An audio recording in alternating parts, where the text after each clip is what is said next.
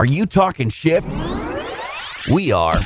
It's time for the We're Talking Shift podcast. Now. Here to talk shift, Loree Bischoff. We're Talking Shift. Hello, everyone. It's Loree Bischoff here. You are listening to the podcast where my guest du jour and I talk shift because the antidote to feeling stuck begins in our minds with a shift in our thinking. Often that mental shift results in us taking radical action and going rogue to make some really massive and necessary changes in our lives. Today, my guest is Debbie Dalton. Debbie has a story to share with us that is certain to grab your attention and your heart.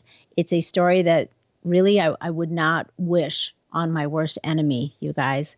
Debbie is the founder of the Hunt-Dalton HD Life Foundation and an advocate for prevention and awareness regarding the dangers of recreational drug use. She's also a public speaker and a recipient of the 2018 North Carolina Attorney General's Dogwood Award, which is an award given to honor North Carolinians. Did I say that right? North Carolinians? I think so.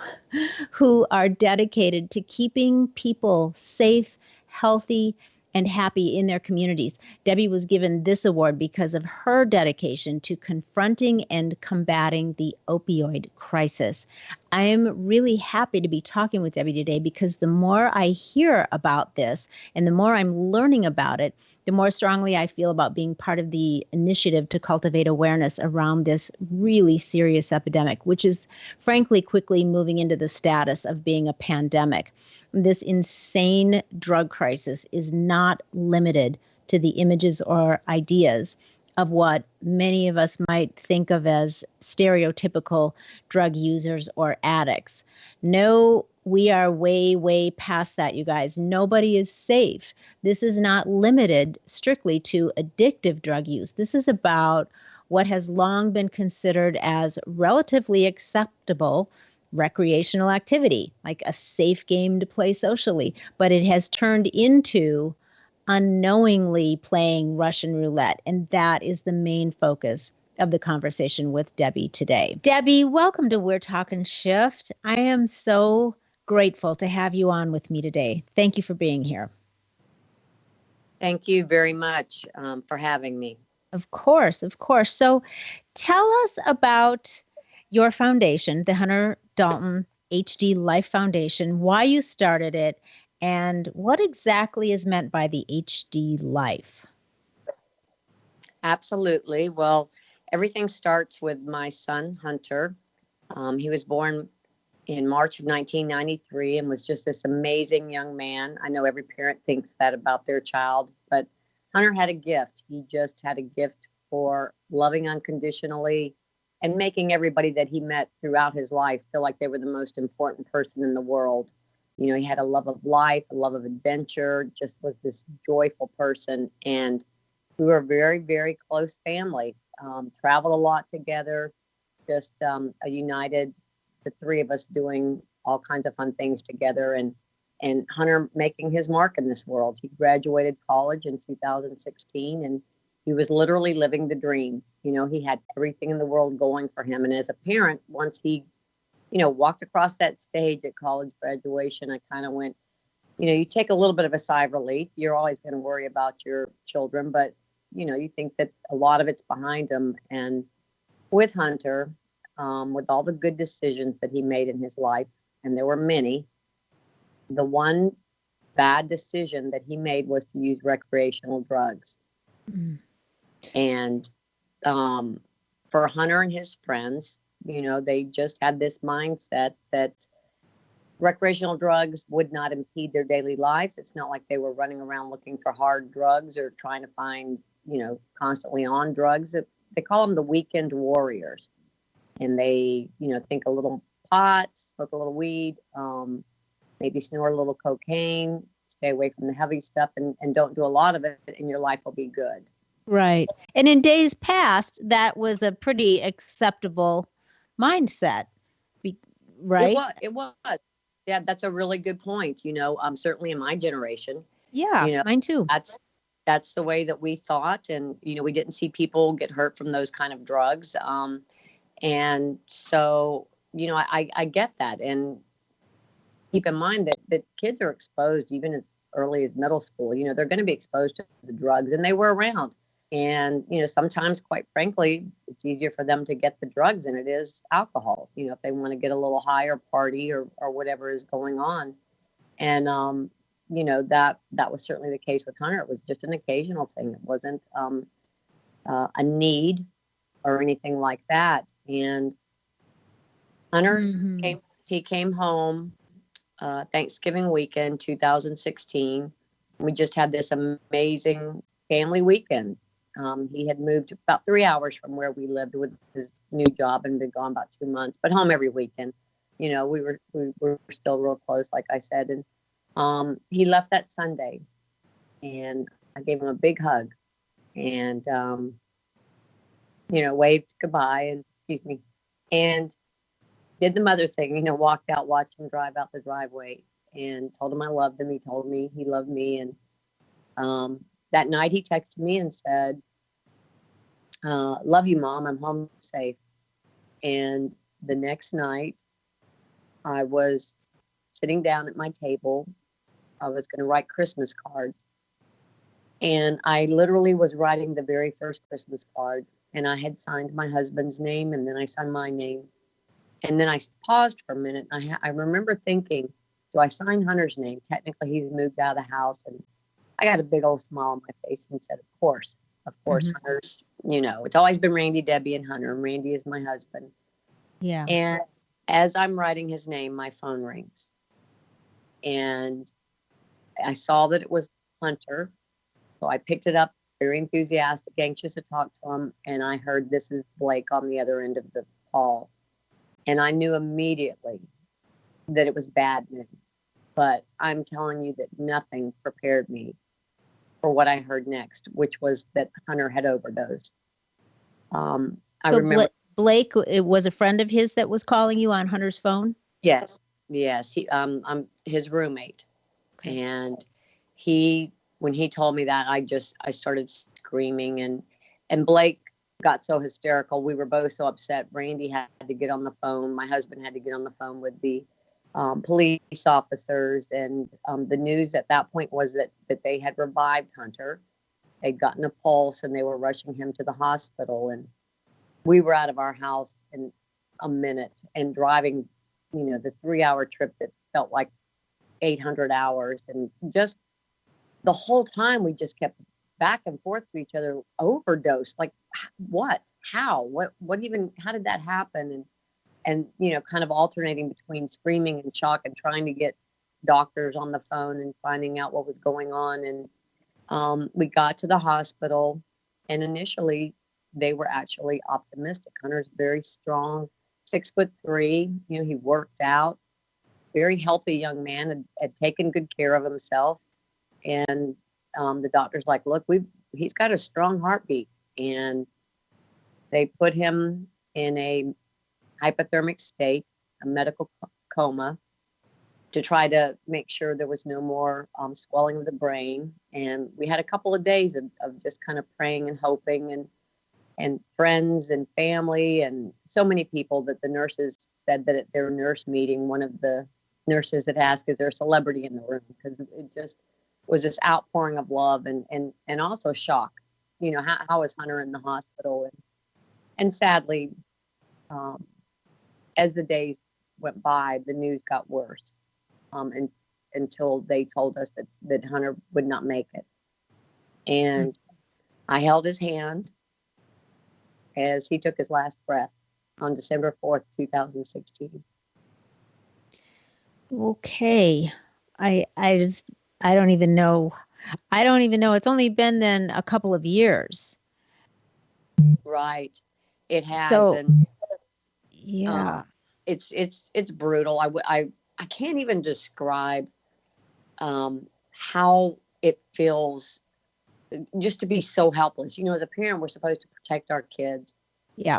And I know that you talk a lot about going rogue. And honestly, Loree, that holding his hand in that hospital without even really knowing what that meant is when I made the decision to go rogue, because I knew that I I couldn't do anything for Hunter. But I just knew that I had to try to do something. Mm-hmm. So even while we're holding his hand in the hospital, the decision was made to start a foundation. And initially, we didn't even know what that meant. I just knew I had to do something to help somebody some kind of way. And it wasn't until we got all the facts and we found out what had happened to Hunter, and I started doing my research, and I'm looking, and there's just not enough adequate updated prevention and awareness. There's that piece is missing with the opioid crisis, and knowledge is power. And I know that had my son known what I now know, you and I would not be talking. Right. Would not be having this conversation. I would be waiting to talk to Hunter today to see how his day was going. But that's the reality of it. And that's why I'm so grateful for this opportunity to be on your show, to let people know there's just so much out there, that the opioid crisis is a very generic term, and it encompasses so much, but there's just basic information. And fentanyl is a game changer. And that's what people need to be aware of and be just terrified of, and make sure that they're knowledgeable about. Sure. Yeah. And that's the thing. It's like we were saying earlier, our generation, with the acceptability of just, recreational use. I never even heard the word opioid when I was younger. I didn't even start hearing about that word until a few years ago. And I'm like, what exactly is that? And now, now it's on the verge of being a pandemic, and no one really is clear. I shouldn't say no one, but I'd say the masses, and particularly our youth, are not clear on this invisible, stealthy killer called fentanyl. And that's what, now that it's come onto my radar screen, I'm like, what on earth is going on? What is this? I really want you to share everything that you know about this, because that seems to be a pretty substantial link in this whole epidemic. Yeah, it absolutely is. Right now, the number one cause for overdose is fentanyl. And for anybody that doesn't know about it, fentanyl was originally designed for severe pain, end of life cancer pain, just, the most excruciating pain under a doctor's care. It's very potent. It's 50 to 100% stronger than morphine. It's 50% stronger than heroin. It is a synthetic drug. And so it's inexpensive to make. And obviously the intention all along was for it to stay under, lock and key in the hospitals and under doctor's care. And even with that, it's powerful, and patients talk about, withdrawals even under a doctor's care. But of course, it didn't pan out like that. Mm-hmm. And unfortunately, the bad guys, are the drug cartels, drug dealers got a hold of the fentanyl. And the short version, and we'll talk more about how that's all happening, is that they're cutting all the drugs with it. Any drug that's on the black market now, even pills, Percocet, Xanax, Adderall, certainly cocaine and heroin, all of these drugs are being cut with fentanyl, and without the user having any idea. And, usually the first question I get is why, which is, I think, the first thing that you asked me when we talked, because it doesn't make good business sense to be putting a drug out there in your drugs. It's killing your customers. But it seems kind of counterintuitive to building a thriving business and wanting repeat clientele, that you are feeding them products that are very likely going to kill them in short order. Oh, absolutely. Well, keep the street name for fentanyl is serial killer or drop dead drug. That's the street name for this drug. Logically, I know you and I are sitting here, and even to this day, after being 2 years in it, I just can't wrap my head around it. But, the first quick answer is think about where these drugs are coming from. They're coming from China and Mexico, and they don't care. People in our country talk about chemical warfare and how are they going to get us and when is it happening? It's here. And these drugs are coming in over the border from, like I said, China and Mexico. And there's not a lot of care about what's happening to the people that are taking them over here. So there's that thought. Also, because fentanyl is a synthetic drug, it's inexpensive to make.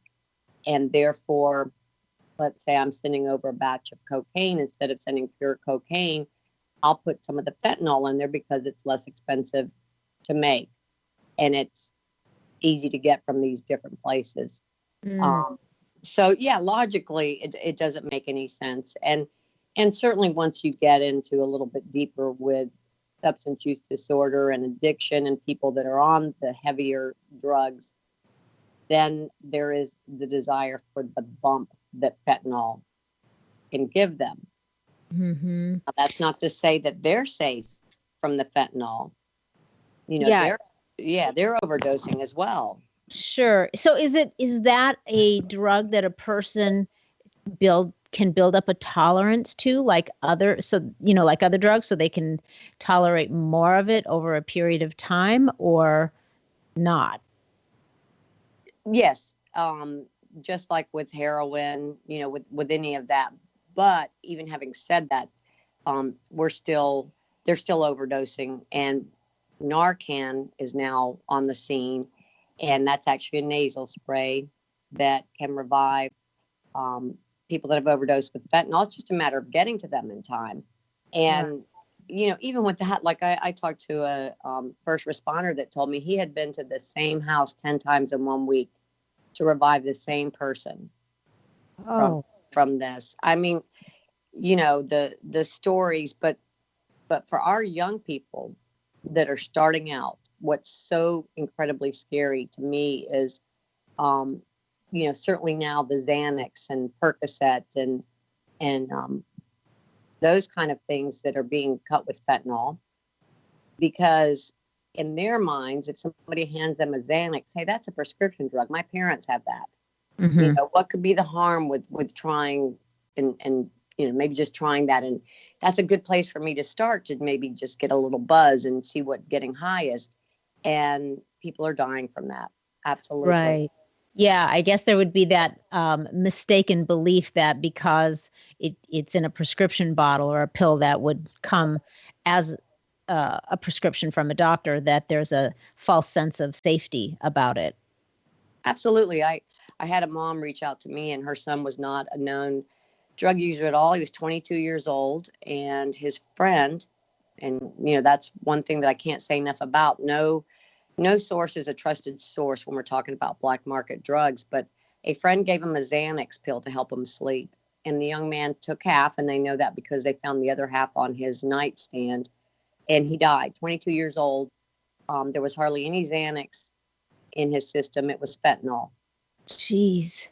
And it's a story that's being repeated. Social media recently just blew up. The young man, 19 years old, his name was Gunther, and very nice looking young man. His aunt wrote just a, gut-wrenching story. And him and a friend, 19 years old, had gotten home. So the mom, hey, my kids are safe. I can go to bed.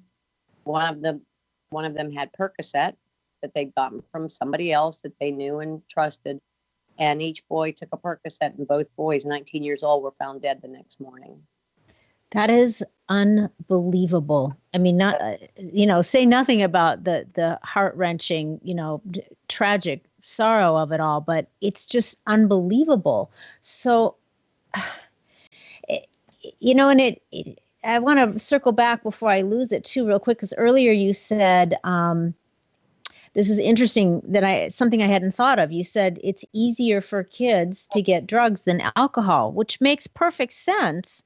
And I think that I'm just wondering how much of a factor that is, because, when you're young, you're experimenting and you're partying and you're doing all the things that most young kids do. But it makes it pretty easy to become very vulnerable, to be a victim when the thing that's easiest for you to get your hands on is drugs, and you don't know anything about where they're coming from and who's making them. And clearly that's probably an easier route to go than trying to score some alcohol. It's just it absolutely is. That's so valid. And again, I just can't say that enough, that knowledge is power. And even the DARE programs, a lot of them are still outdated, and they're not giving enough information. There is a really, really big difference in drugs are bad for you and drugs will kill you, and absolutely can kill you the very first time you try drugs. That's new in our country. We right now are the only country in the industrialized world that our life expectancy is dropping, and it's completely related to the opioid crisis. And they're saying, if we don't get a hold on this some kind of way, if we can't turn the tide of this just horrific epidemic, we're going to lose an entire generation to this crisis. And it's got to start with getting the information out there. Obviously, way above my pay grade, also stopping these drugs from coming in our country. That's a whole in itself. But if we can at least educate our young people, and it's not just young people, right. There's certainly people that are, in their 30s and 40s that might still want to, have a line of cocaine and, had done it in their 20s and have never run across any problems and are, again, not aware of what's happening with fentanyl. Right. Yeah, that's so true. That word fentanyl is so new to me that I would have never had any clue that there was such a thing, and that any kind of opioid, could have such a killer product mixed in with it. I would be clueless. So you're right. It's about educating people. Bringing this to the awareness of not only young people, but everyone is. It's like of critical importance right now. This is reaching such a massive. Every day you read something about it. It's of massive proportions now, and it's really scary. And especially when you made the comment too a minute ago. I never thought about it this way. You said about, the fear of chemical warfare. And, when you think about things like that, you imagine the story in your head, plays it out in a certain way that's usually rather obvious. But this, you said it's here. And it's here in this form, which is not something that anybody would relate to that. You know what I mean? You would relate what's going on to other things like lack of education, and it's scary, and it's, drug dealers and drug cartels, but it's beyond. Where are they getting it, and why? And so if you keep digging deeper and deeper to the motivation, it's hard not to seriously consider that this would be a version of chemical warfare that's upon us. That's really an interesting and frightening thought. Yeah, and it has a lot of credibility to it. I like I said, I'm in a world that I never thought that I would be in, and that's where the going rogue came in. But I stay on top of what's going on, and I'm constantly just trying to be a sponge and get as much information as I can. When you hear how this is even happening, these drug dealers, for a while, supposedly, I think eBay and wherever else they were getting them has shut that down, but they were buying pill presses and pill dyes. They're readily available. And then these things called V mixers that they were mixing all the drugs in. Now, keep in mind, most of these drug dealers are not even high school graduates, and they're playing chemistry in their house with these lethal drugs. There was a man named Eric Frykowski in Florida that this was reported. The first responders came to his house, and his partner was unresponsive and later died, the mother of his children. And when they went in his garage, they found the pill press, the pill dye, the V mixer. And they arrested the man, but he got out on bail. And do you know that he took his little show up to Tennessee and got back in business. Now he had a pill press and he had a pill dye, but he didn't have his V mixer. So he took a gallon of milk jug and was just mixing the stuff in there and still putting the fentanyl in it. And in a 24-hour period in Murfreesboro, Tennessee, it's hard for me to say that word. Yeah. 20 people, it's a tongue twister. 20 people overdosed, one fatality. And the fatality was a woman that was a pillar in her community. She had 3 children, church on Sunday, but she had been in a car accident 5 years prior and had got addicted to pain pills. And then when all these, laws have been passed to kind of tie the doctor's hands where they can't just readily hand the opioids and strong pain pills out like candy, she went to the black market to get her Percocet, and she got a Percocet that was cut with fentanyl from this Eric Rakowski that killed her. Oh, unbelievable. So it's just, we have to, everybody, the first thing that has to happen in this country is we have to eradicate the stigma that goes along with substance use disorder and overdose. Nobody wakes up in the morning and says they're going to be an addict. The same, strong drug that took my son down is the same reason that there are so many addicts and people that are struggling in this country. And certainly nobody wakes up and I know Hunter had no idea that day that would be his last day. That's not a thought that you have. Mm-hmm. And for so many of the people that have, I know I'm kind of bouncing around here, but there's just so much involved with all this. Yeah. With the addiction and that piece of it, a lot of that starts with our star athletes in high school that have had injuries and, our car accidents and, it's not, again, like that they willingly go down that path or just back to naivety about the drugs. And, yeah. I'm going to try this a little bit here. Okay, I tried that and that worked out for me. Let me try this and see what kind of high I can get. Right. And it's just that kind of thinking that leads them. That's what I tell people when I go out and do my talks. Today, in today's drug culture, starting any kind of path with drugs is going to lead you to either a life of addiction or death. I mean, that's the reality. That's not propaganda. That's the statistics to prove it. And the just heartfelt, gut-wrenching stories that, I hear daily. Right. The stories, is hard as it's gotta be to share those stories, your story and others who have similar stories over and over. I can't even imagine how difficult that would be. But those are the stories that you need, what I mean, to hopefully make a big enough impact on people to get it to sink in. That's a really good point. And I do think that one of the reasons that our presentation or when I'm talking is so well received, it's back to Hunter. Because, they're seeing somebody that lived a great life, that had everything in the world going for him. Very nice looking young man, if I must say so myself. I know he's my son, but, is what it is. The girls liked him. Yeah, I saw pictures of him on your website. He was a beautiful young man. Thank you. Yeah.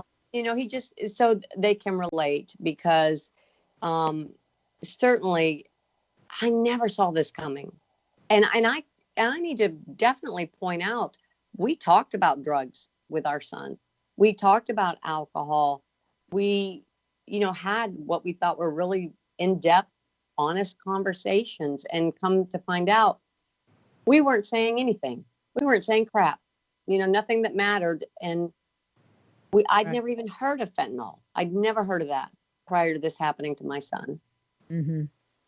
Yeah. And that's the thing, and using the example again of your son, this is not the old paradigm of people thinking that this is about addiction, and it's not.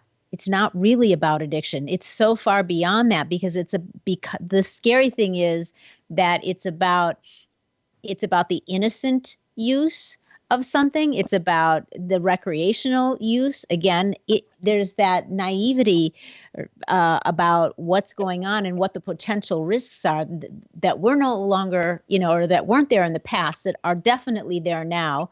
And it's not about what people tend to think of as who's going to be the problem, child, or who's going to be the person that is susceptible to this.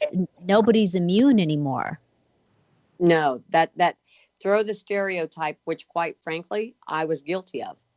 I was absolutely guilty of that stereotype before this happened. That world's never going to touch me. But I mean, to take it to even another level, look at our celebrities that we're losing, and specifically to fentanyl, Prince. Think of the resources that these people have, and I would think better chance of a source that would be more reliable, and they're not even safe. That's exact. I mean, Prince died from fentanyl. Right. Money and status, and being up on a pedestal, not even that is going to keep you safe. No, absolutely not. And that's what, we have to, there's so many landmines out there for our young people. There really are, and I would encourage certainly parents when they're talking to their young people to be specific about the drugs and all that. But, again, we touched on that just briefly. I don't want to scare them so far away from drugs that they turn to alcohol at a young age, because that's a whole nother set of problems. So we just have to really just bring it home to our young people, what the dangers are out there, and be specific about it. Mm-hmm. Yeah, that's a tricky road to hoe there. It's just, you're afraid no matter which way you turn. But, that's how it is with every parent in every generation of teenagers that we're raising. There's always something to fear. You know what I mean? And that's really cool. Yeah. There just is always something to fear. And the monster just changes form. Right. But there's never been a beast like this out there. No. Oh, good way to put that. There absolutely has not. And again, the statistics back all this up. In the Vietnam War, which was almost a 30-year war, we lost 58,000 people in that war. In 1 year, in 2016, in this country alone, we lost 64,000 people to overdose. And I would love to say that because we're talking about it, it's getting better. But then in the very next year, it's 72,000. And we don't even have all the numbers in from last year. Mm-hmm. So, I actually have some specific things that I would say to parents if you, would like to hear that. Yeah, absolutely. First of all, the main thing that I would say is it starts at home, and parents need to lock up their prescription medicines, because kids are curious and they will go in the medicine cabinet and, grab a Xanax or whatever. And so if they do that, they're even more susceptible, first of all, to becoming addicted, because Xanax is a very addictive drug. But also, now I took that and that was fine. I can take it from my friend and I'm going to be fine. Right. So, and even if it's not your kid snooping in your medicine cabinet, the kid's friends, right? That's a good point. Yep. You have your friends over, they go to the bathroom. Yeah. And that's happening. Sure. And certainly along that same vein, to make sure that you correctly discard of all your unused medicines. Most places have drop boxes. Some pharmacies will take them back, but it's so easy. You just Google it and you find out where a drop box is near you, or what your state, city, county, whatever is the correct way to do it, because it does vary. And then certainly be a fierce advocate for your child. I mean, you're the one that's in there making the decisions at the doctor's office. Learn about alternatives for pain management, acupuncture, chiropractor, whatever. but just be an advocate and don't just accept that, okay, he's got to have this strong opioid for pain relief. Right. Right. That's a big one. And then, the generic talks, like I said, are out the window. Don't waste your time with, the drugs are bad for you. Be really specific. And, I will say that sometimes parents need a little help, a tool or something that you can sit down with your child, niece, nephew, aunt. I mean, it's anybody that kind of just to get you going. And I will say, and I'm kind of jumping ahead a little bit, but you and I talked about this, and I think you've seen this, but a really good friend of Hunter's wrote a song called the HD Life song. Mm-hmm. Yes. And he wrote it. It's in a hip hop genre. And our family made the decision to reenact everything that happened to us in a music video. And it's a very powerful video. It doesn't hold anything back. It starts with the phone call we got, and there are pictures of Hunter in the hospital hooked up to all the tubes. It's, like I said, very powerful. But the feedback that we've gotten is that was a great platform for parents to sit down and show that to their children, and then it sparked conversation. And be ready when you do that to have the answers that the kids are going to ask. And that's probably a good time to answer your question about the HD Life. I haven't even where that came from. Hunter's name was Hunt-Dalton, but he would always tell his friends if they called and said, "What are you up to, dude?" His answer was always, "Man, I'm just living the HD life." And so that's where that came from. His way of just saying, "I'm living life to the fullest." So that is a really good tool to kind of get you started.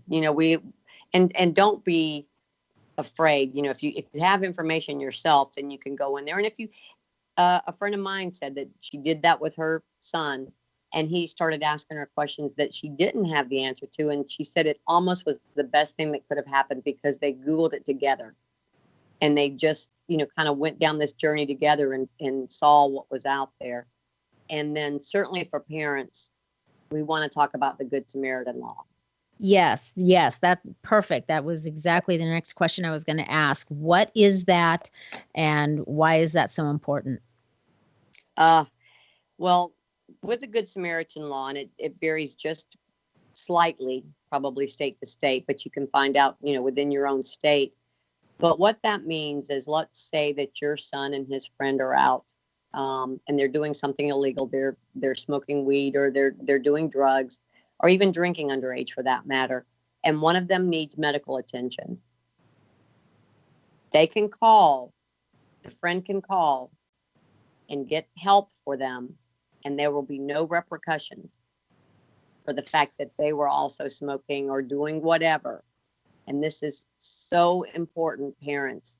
I cannot stress this enough, because I could literally spend this entire podcast telling you the most heartbreaking stories of kids that maybe could have made it, but their friends were so terrified by what was going on, or B, terrified of themselves getting in trouble, that they left friends behind. And you would think, hey, my kid's a good kid, he's not going to do that, but you don't know in the moment. Right. And certainly if drugs and alcohol are involved. So make that call, and talk to your kids about this, because you certainly don't want that responsibility on your child, that he's left somebody and that person possibly dies from that action. But even more so, you don't want your child to be the one that's left. And I don't know why, pretty much 90% of the people, when I go out and talk, have not even heard of the Good Samaritan law. Yeah, that's so interesting. You would think, again, it seems like something that should be, shouted from the rooftops, given the crisis that's going on. But you're right, because I mean, kids, teenagers, I mean, you're not at an age where you are capable of always using the best judgment, even if you're not drinking and partying. Number one, then you are, and you're high, or you're drunk, or both, and one of your friends, ODs. And of course, you're going to panic and thinking that you're going to be in worse trouble and making, a terrible decision on very warped and distorted, unclear judgment. You leave somebody behind because out of fear, and when they maybe could have been saved. And it's so important if they knew that I can still make a phone call and I can still try to get help from my friend because I'm safe. I won't be in trouble, for doing things that I probably shouldn't have been doing. That I would think would be a pretty big game changer too. Well, and along with that, in that same vein again, the buddy system, tell your kids, stay connected to somebody. If you're out in a social environment and if drugs are present, drinking's present, you make sure you've got a lifeline and they've got a lifeline. That's also so important. I talk to the same school every year, and there's a gentleman that talks with me, and his son was at a party. And what ended up happening is everybody knew they'd kind of been overserved.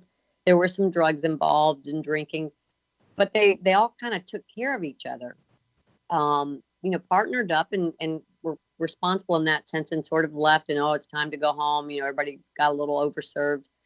But this young man, big football player, and did not look obviously drunk to everybody. He looked like he was okay. And somehow in all the partnering up and taking care of everybody, he got left behind. And he was so intoxicated and under the influence that he stumbled off from this party, and in his not clear thinking mind, he climbed up at a construction site up on some kind of piece of equipment and stumbled to his death. All of these young people were, why did we leave him? How did that even happen? Right. So, along with the Good Samaritan thing, to kind of take care of each other and listen, young people and parents certainly tell your young people, the day of taking a selfie with your passed out friend, that's gone. Yeah.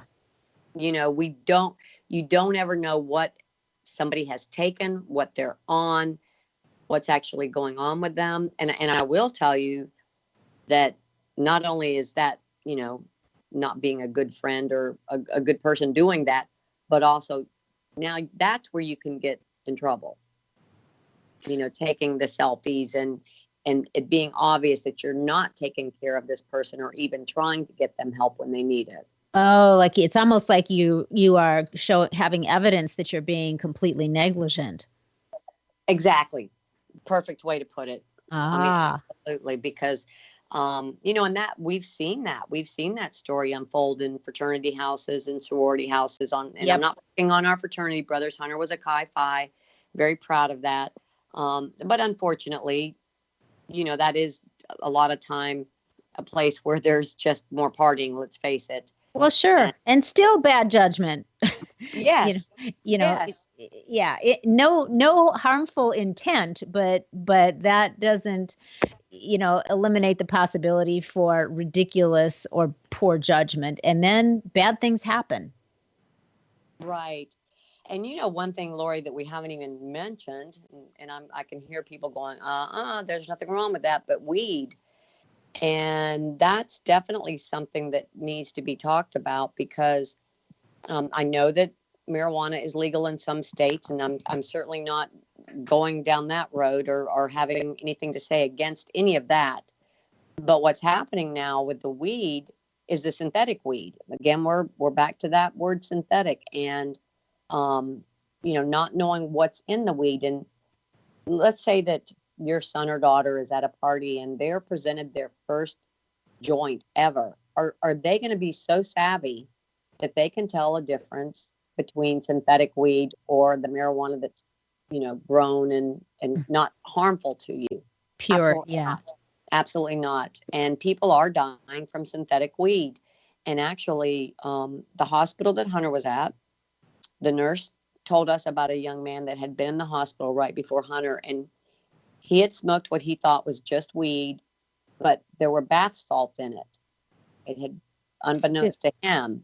There were what? Bath salt. Bath This is salt. another crazy thing that's going on. And this young man was in the hospital for some time, and he survived, but he's brain damaged for the rest of his life. This, I mean, it's, that's what I'm saying. It's just everywhere. It's Yeah, how would you know? How would you know? Because weed seems, pretty much in the category now, even though it's not legal in all states, but it's by so many considered to be in the same category as having a beer. It's considered to be relatively harmless. And beyond that, then take it a step further, and there are the aspects of it that actually have medicinal purposes. So when you're only looking at those things and you're not considering that there's a flip side to the coin now for marijuana too, that it's potentially synthetic and potentially has bath salts in it. Do they put fentanyl in that as well? Right now, there has not been a documented case of an overdose or a death from fentanyl in the weed. I see it coming. I absolutely see it coming, if it's not already. And they're careful to say that, that there may be some of that happening that just hasn't come to surface because other drugs may be involved when you get to the point where, an autopsy is done or, that kind of thing. But certainly, even taking fentanyl out of that equation, if you've got the synthetic weed, which in Chicago, that was year before last, there were 2 killed, 2 died, and like 54 people, all in one party, that from synthetic weed that had severe bleeding, and it made the headlines. So again, I'm with you. If it's marijuana and you're in a state where it's legal, or if you're, I'm certainly not at all saying that I don't believe marijuana has its good use, medicinal and everything that you said. And as a matter of fact, what's so ironic here is Hunter in middle school, Hunter and his buddy Alex came home one day, and the DARE agent, with the police department, had been there. And he actually told the kids that if you're going to try a drug, if you just got to get out there and see what it's like, try marijuana. He actually told them that. Wow. Yeah. And you don't hear of that too often. No. And I think that you probably would never hear it now. But everything that we're talking about today just comes back to one basic thing. There is no trusted drug on the black market, period, exclamation point. That and there is no trusted source. You could be getting a drug from a really good friend, but how far back the line does that go? Where did he get it from, and where did they get it from? And parents should be scared, and they should scare their kids and with the reality of what's going on. Yeah. I mean, the end consumer, if you're getting it on the black market, you have no clue what the original source is, because who knows how many hands that was passed through and state lines and countries before it ended up in your hand. You can't possibly know. And they are, the good small victories, and we'll take those wherever we can get them. And I actually, I said that, and I've mixed feelings because of the substance use disorder and people getting in over their heads and so forth. But where I live in North Carolina, there was a young lady that got Xanax from a friend, and she died 24 years old, just a little bit north of where I live. And the young man that sold it to her was charged with with manslaughter. They're starting to bring those charges if these drug dealers know that there's fentanyl, or if they're, result in death. We're finally getting some headway where they're going after these people as they should, if there's malice and if they know that they're giving them these tainted drugs, if you will. Mm-hmm. Yeah. Wow. Well, where do you see your foundation, going from here? What are the future plans for the Hunter Douglas Foundation? And this is probably obvious, but what's your greatest hope with the foundation? Well, it's Hunt-Dalton, Mm-hmm. the Hunt-Dalton HD Life Foundation. Yeah. Yes. We are speaking, I go around and I speak. We have a presentation that we do. I just spoke to 2,000 students last week. It was very well received.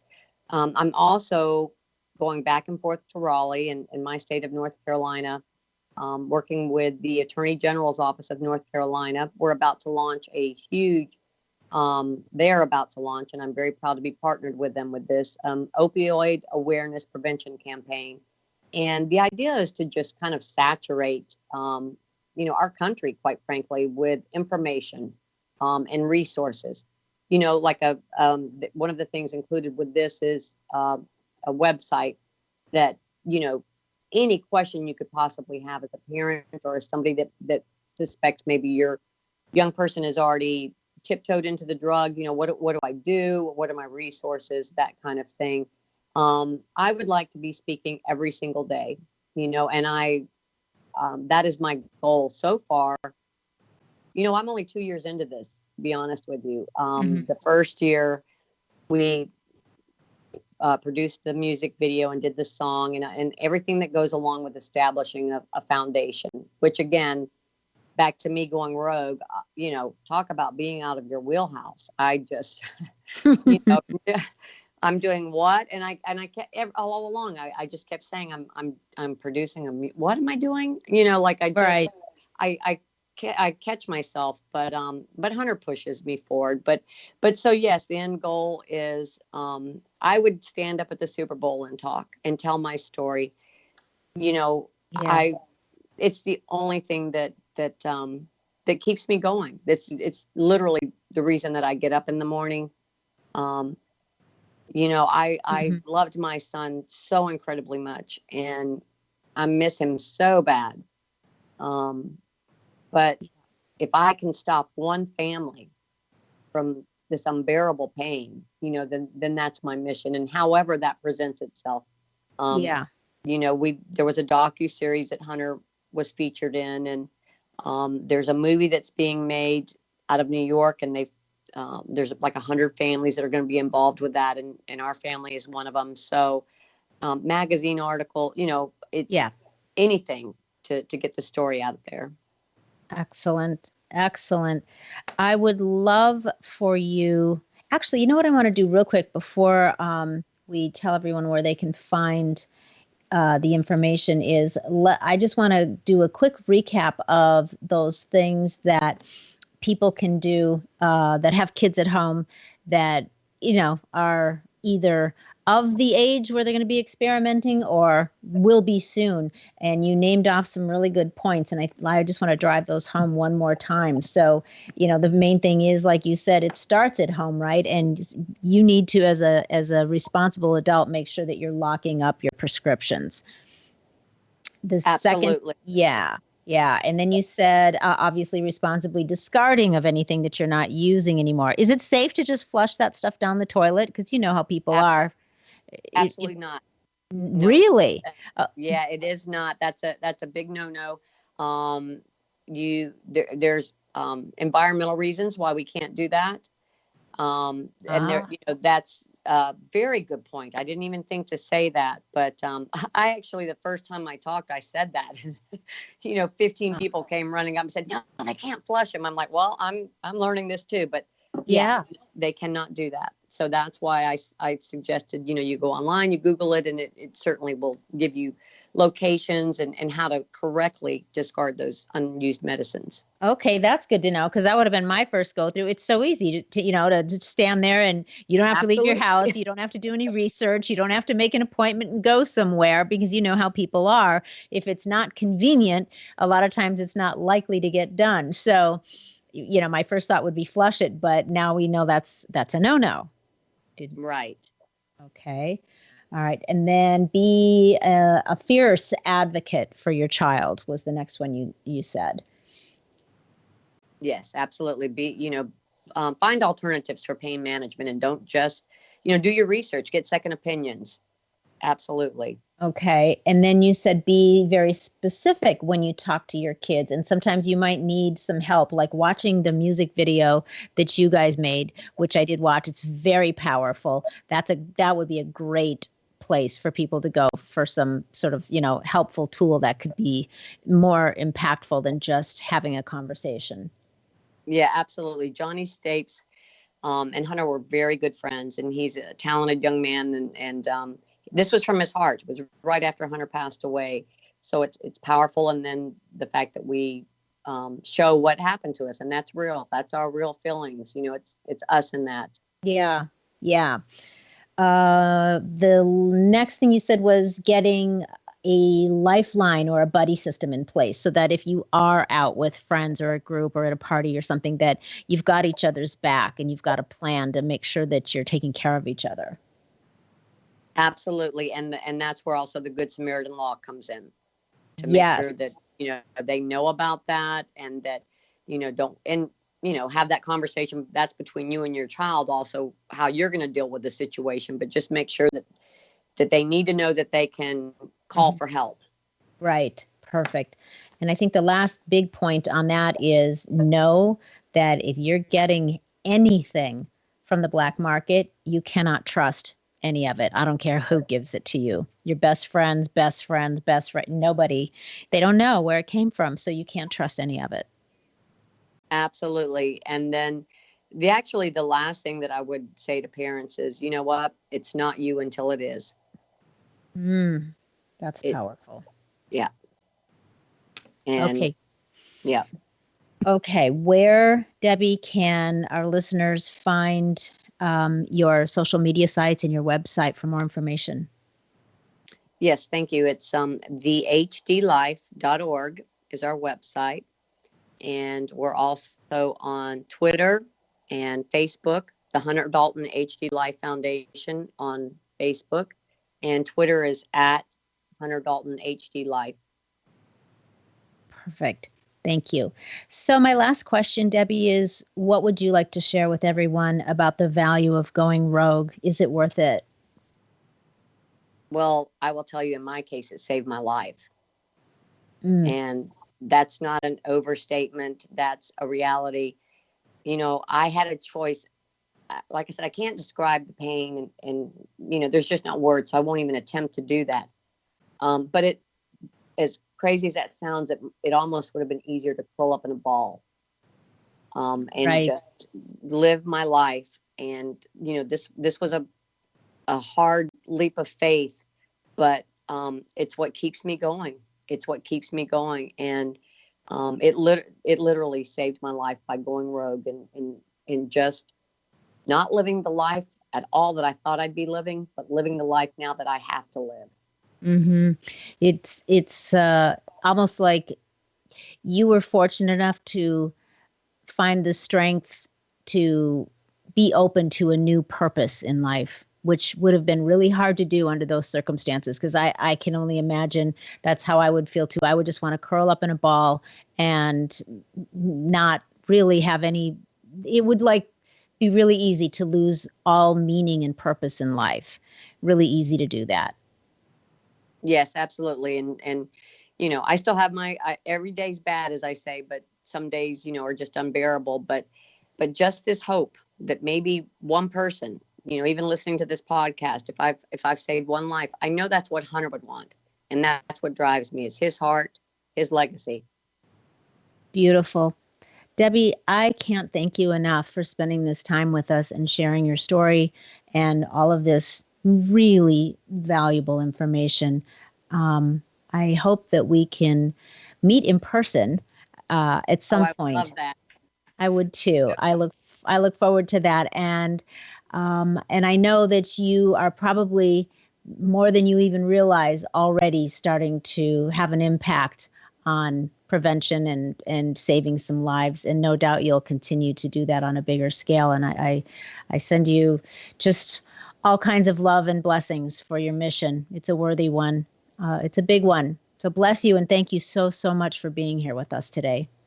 Thank you so much for having me, and God bless you, Loree. Okay, I am so grateful that Debbie spent this time with us. I cannot imagine how hard it must be to share that story, and my hat is off to her for turning her and her family's loss into a form of hope and help for others.